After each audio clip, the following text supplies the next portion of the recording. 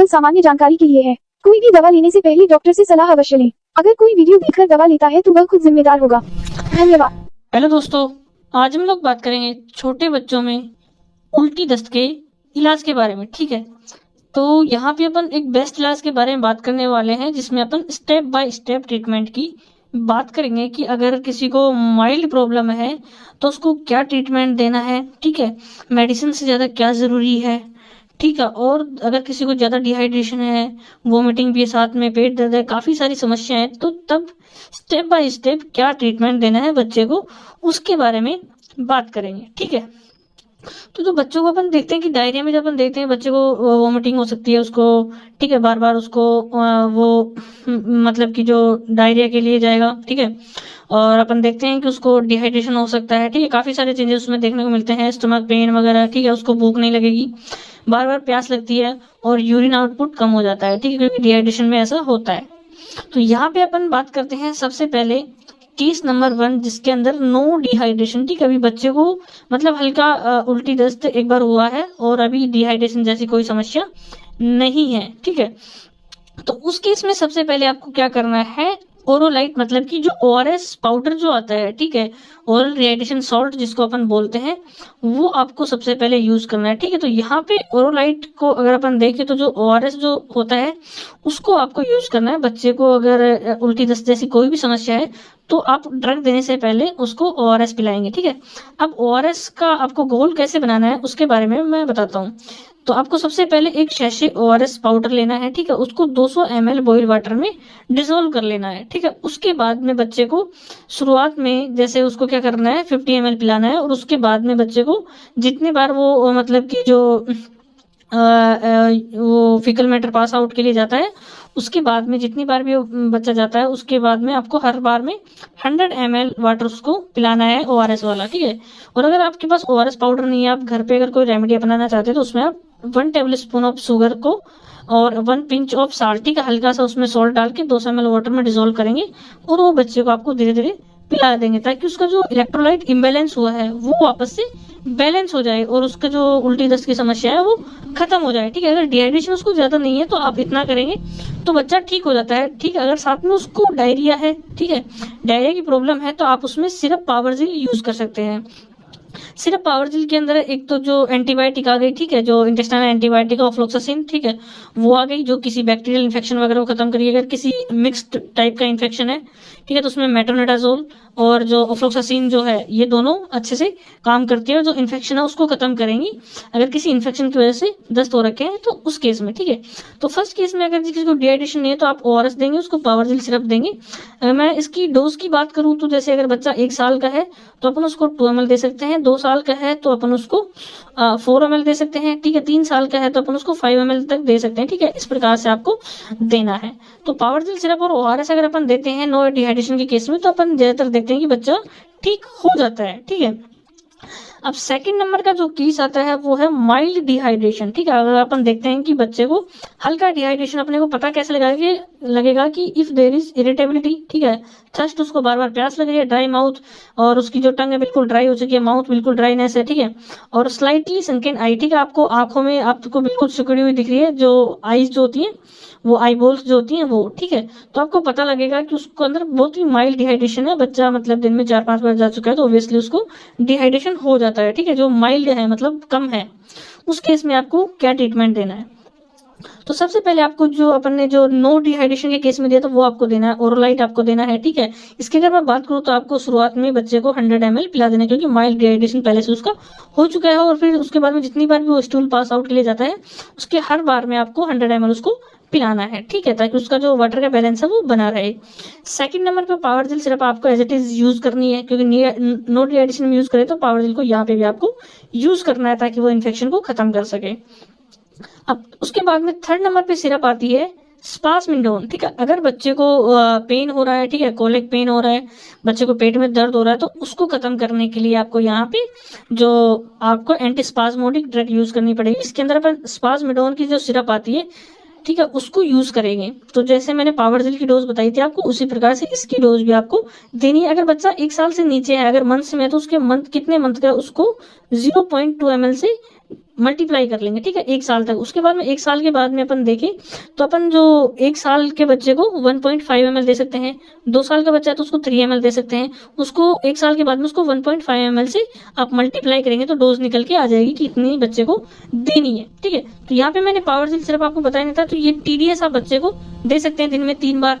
अगर यहाँ पे अगर मैं स्पासमेंडोन सिरप की बात करूँ तो इस सिरप को भी अगर दिन में 3 बार, मतलब कि TDS सुबह दोपहर शाम को दिन में 3 बार अपन उसको दे सकते हैं, ठीक है। तो आपको ऐसे ये सिरप देनी है, ठीक है। तो उसके बाद में जो ड्रग आती है वो है टैबलेट लोपामाइड, ठीक है। इसके अंदर आता है लोप्रामाइड हाइड्रोक्लोराइड, ये 2 mg की जो टैबलेट होती है उसको अपने को यूज करना है। अब यहाँ पे लोपामाइड क्यों यूज करते हैं कि जो frequency of stool pass out की है, ठीक है, जो बार बार स्टूल पास आउट के लिए जो बच्चा जा रहा है उसकी फ्रीक्वेंसी को कम करने के लिए, कि अगर वो 5-7 बार जा रहा है तो अगर अपन ये टैबलेट देंगे तो कई बार क्या होता है कि बच्चा उसके बाद में नहीं जाता है, या फिर जो फ्रीक्वेंसी होती है घंटे भर में अगर 3-4 बार जा रहा है तो वो एक बार जाएगा मुश्किल से, ठीक है, या फिर 2 घंटे में एक बार जाने लगेगा, तो इस प्रकार से उसकी फ्रीक्वेंसी रिड्यूस हो जाती है, ठीक है। तो इस प्रकार से आपको लोप्रामाइड टैबलेट का यूज करना है, और यहाँ पे अपन हाफ टैबलेट को दिन में 3 बार तक उसको देंगे, ठीक है। उसके बाद में जो आता है वो है रेसिडोटिल सैशे, ठीक है। यहाँ पे रेसिडोटिल का जो सैशे है वो यूज किया जाता है ताकि जो स्टूल के अंदर जो वाटर का जो कंटेंट है वो कम किया जा सकता है, मतलब ये वाटर को रीएब्जॉर्ब कर लेता है, बॉडी के अंदर वाटर के रीएब्जॉर्प्शन को इंक्रीज करता है ताकि स्टूल के अंदर ज्यादा वाटर लॉस ना हो और बच्चे को डिहाइड्रेशन ना हो। तो रेसिडोटिल का जो सैशे आता है 10 mg का सैशे, इसको दिन में 3 बार तक एक सैशे बच्चे को देना है, ठीक है। तो यहाँ पे अपन रेसिडोटिल का सैशे भी यूज कर सकते हैं वाटर के रीएब्जॉर्प्शन को इंक्रीज करने के लिए ताकि उसको डिहाइड्रेशन ना हो।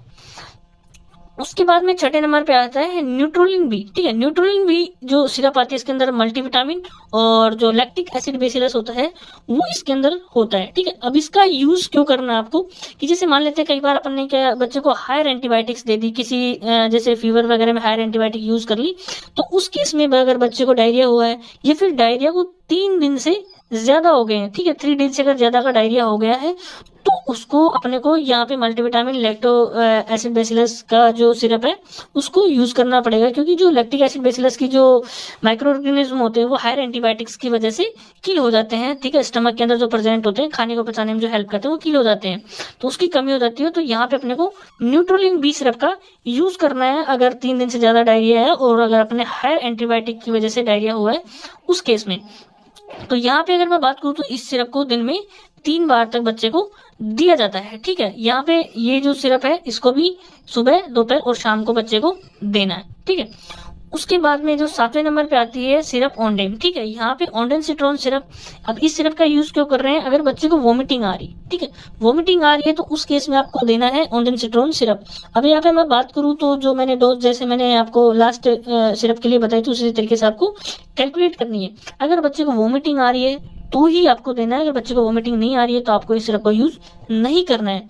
तो ऑन्डेनसिट्रोन की जो सिरप होती है इसको भी दिन में 3 बार तक बच्चे को दिया जा सकता है उसकी वोमिटिंग को रोकने के लिए, ठीक है। तो अगर बच्चे को एक बार देने पे ही अगर उसकी वोमिटिंग रुक रही है, ठीक है, उसको ज्यादा अगर प्रॉब्लम नहीं है तो उसको 1 या 2 बार देने के बाद में वोमिटिंग खत्म हो रही है तो ज्यादा देने की जरूरत नहीं है। लेकिन अगर बच्चे को वोमिटिंग की प्रॉब्लम है तो आप दिन में 3 बार तक उसको दे सकते हैं, ठीक है। लेकिन वोमिटिंग के केस में देना, अगर वोमिटिंग नहीं है तो नहीं देना है, ठीक है। ये 7 पॉइंट हो गए। उसके बाद में अगर जो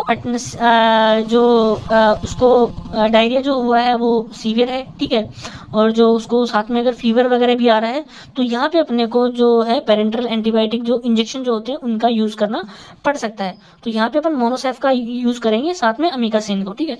मोनोसेफ और अमीकासिन को दोनों को साथ में मिक्स करके यूज करेंगे ताकि बच्चे के अंदर जो फीवर वगैरह जो आ रहा है वो हैवी इन्फेक्शन की वजह से बैक्टीरियल इन्फेक्शन जो हुआ है उसको खत्म किया जा सके। तो यहाँ पे एंटीबायोटिक अपने को इंजेक्शन के फॉर्म में यूज करना पड़ता है। तो माइल्ड डिहाइड्रेशन में भी अटैक सीवियर हो सकता है, बच्चे को जो है एंड जो इन्फेक्शन ज्यादा हो सकता है।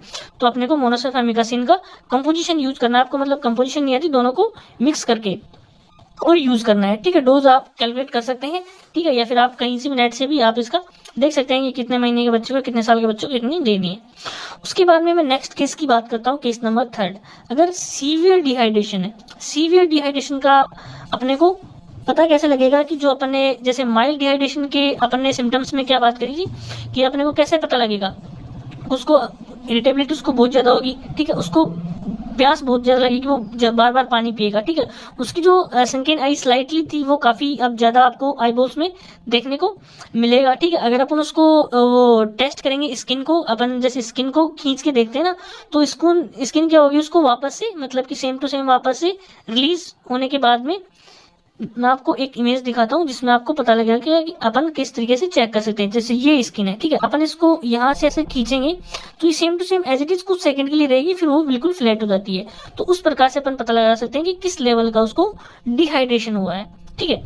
तो अगर सीवियर डिहाइड्रेशन है तो अपन उसको क्या ट्रीटमेंट देंगे, एड माइल्ड डिहाइड्रेशन ट्रीटमेंट, ठीक है। जो माइल्ड डिहाइड्रेशन के अंदर जो अपन ट्रीटमेंट दे रहे वो तो आपको एज इट इज देना ही है, साथ में आपको इसमें क्या और एड ऑन करना है उसके बारे में देखते हैं। आपको यहाँ पे आरएल फ्लूइड देने की जरूरत पड़ेगी, ठीक है। अगर किसी को सीवियर डिहाइड्रेशन हुआ है तो उस केस में आप उसको जो है आरएल स्टार्ट करेंगे, ठीक है। अब आरएल की जो डोज की बात करूँ तो 100 ml पर केजी, ठीक है।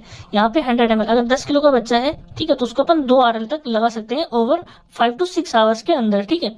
तो यहाँ पे अपन उसको आरएल फ्लूइड देंगे ताकि उसको जो सीवियर डिहाइड्रेशन है, जो बच्चे को डिहाइड्रेशन हुआ है, वो नॉर्मल हो सके, ठीक है। जो उसको इरिटेशन है, बार बार प्यास लग रही है, ठीक है, और यहाँ तक कि सीवियर डिहाइड्रेशन के अंदर उसका यूरिन आउटपुट भी कम हो जाता है, यूरिनेशन के लिए बच्चा नहीं जाता है बार बार, मतलब कि जो नॉर्मल से बिल्कुल कम हो जाता है, तो उस केस में आपको आरएल स्टार्ट करना है, ठीक है। तो ये अपन ने डोज बता दी, आपको आरएल स्टार्ट करना पड़ेगा।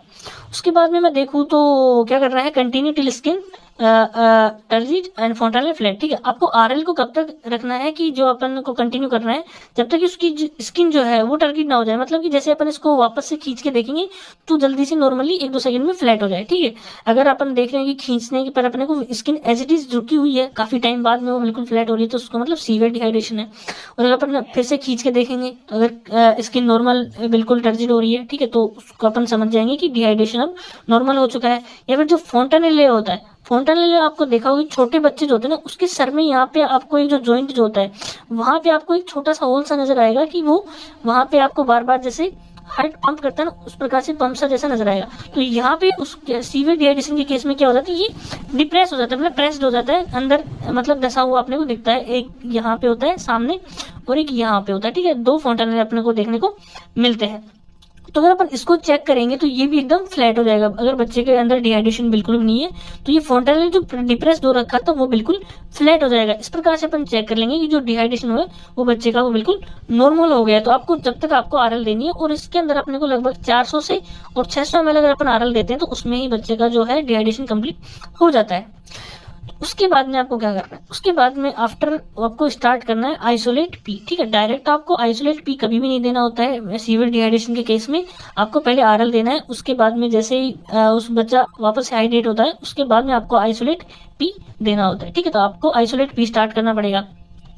उसके बाद में एज सुन एज चाइल्ड पास यूरिन, ठीक है, जितनी जल्दी आप उसको आइसोलेट पी को स्टार्ट करने के बाद में जितना जल्दी बच्चा यूरिन पास आउट के लिए जाता है, तो उसके बाद में आपको क्या करना है, 4 ml, ठीक है, 4 ml पोटेशियम क्लोराइड को आपको उसके अंदर बोतल के अंदर फुल बोतल ऑफ आइसोलेट पी के अंदर डाल देते हैं, तब उसको दिया जाता है, ठीक है। जो पोटेशियम क्लोराइड होता है इसको कभी भी डायरेक्टली आईवी मतलब कि डायरेक्ट नहीं दिया जाता, इसको जो होता है आइसोलेट पी के अंदर फुल बोतल के अंदर मिक्स करके ही आपको देना है, ठीक है। तो जैसे ही बच्चा यूरिन पास आउट के लिए जाता है उसके बाद में आपको आइसोलेट पी की फुल बोतल के अंदर 4 ml KCl मिला के और बच्चे को आईवी रूट के थ्रू स्लोली देना होता है, ठीक है। तो यहाँ तक ये ट्रीटमेंट बच्चे को देना है। उसके बाद में जो है कि अगर बच्चे को ज्यादा दिक्कत है कि इफ एब्डोमेन बिकम्स डिस्टेंडेड, ठीक है, अगर बच्चे को पेट बिल्कुल डिस्टेंडेड हो गया है, टाइट हो गया है, तो उस केस में आपको क्या करना है, ठीक है, stop oral feeds, put Ryle's tube number 5, ठीक है। आपको क्या करना है कि ओरली कुछ भी उसको खिलाना पिलाना नहीं है, आपको राइल्स ट्यूब नंबर 5, ठीक है, 5 नंबर की राइल्स ट्यूब को आपको बच्चे के अंदर एंटर करना है और उस राइल्स ट्यूब के थ्रू ही उसको खाना पीना जो है वो दिया जाता है, ठीक है। तो यहाँ पे अगर बच्चे को ज्यादा प्रॉब्लम हो रही है तो उसको राइल्स ट्यूब भी डाला जाता है। उसके बाद में मैं बात करूँ कि वेरी सीवियर डिहाइड्रेशन, ठीक है, ये था सीवियर डिहाइड्रेशन, ठीक है। उसके बाद में भी जो है बच्चे की सीवियरिटी और भी ज्यादा हो सकती है, मतलब कि यहाँ पे वेरी सीवियर डिहाइड्रेशन, जैसे ही मैं स्किन को ऐसे खींच के देख रहा हूँ तो वो एज इट इज रुकी हुई है, मतलब बिल्कुल फ्लैट हो ही नहीं रही है, जैसे मैं उसको हाथ से फ्लैट करूँ तो ही हो रही है, तो मतलब बच्चे को सीवियर डिहाइड्रेशन है। तो उस केस में आपको इमीडिएटली उसको पीडियाट्रिशियन के पास में हॉस्पिटल में लेकर के जाना पड़ेगा, ठीक है। और कुछ चीजें जो वहाँ पे ध्यान रखने वाली होती हैं कि नेवर गिव D5 और आइसोलेट पी, ठीक है। अगर बच्चा वेरी सीवियर डिहाइड्रेशन के केस में या सीवियर डिहाइड्रेशन के केस में तो उसको कभी भी D5 और आइसोलेट पी डायरेक्टली नहीं दिया जाता है, ठीक है। डिहाइड्रेटेड बेबी को, सीवियर डिहाइड्रेटेड बेबी है तो उसको आइसोलेट पी और D5 कभी भी डायरेक्ट नहीं दिया जाता। उसके साथ में आपको ये चीजें ध्यान रखनी है। वेरी सीवियर डिहाइड्रेशन के केस में भी बच्चे को जो है वही RL दिया जाता है, उसके बाद में आइसोलेट पी वगैरह ये सब दिया जाता है। लेकिन इसको आपको कभी भी क्लिनिक पे ऐसे मतलब कि केस को हैंडल नहीं करना चाहिए, उसको डायरेक्टली इमीडिएटली उसको हॉस्पिटल ले जाना चाहिए। बहुत ही क्रिटिकल कंडीशन में बच्चा होता है, इमरजेंसी कंडीशन जो एक होती है, ठीक है। तो यहाँ पे अपन ने जो 3-4 प्रकार के केसेस की बात कर ली है। माइल्ड में आपको क्या ट्रीटमेंट देना है, ठीक है। उसके बाद में अगर बच्चे को थोड़ा डिहाइड्रेशन मतलब कि बिल्कुल भी डिहाइड्रेशन नहीं है उस केस में क्या देना है, माइल्ड डिहाइड्रेशन है तब बच्चे को क्या देना है, और उसके बाद में अगर बच्चे को सीवियर डिहाइड्रेशन है तब आपको क्या देना है, और वेरी सीवियर डिहाइड्रेशन मतलब देखो कितने केसेस की अपन ने यहाँ पे बात कर ली है कि नॉर्मल से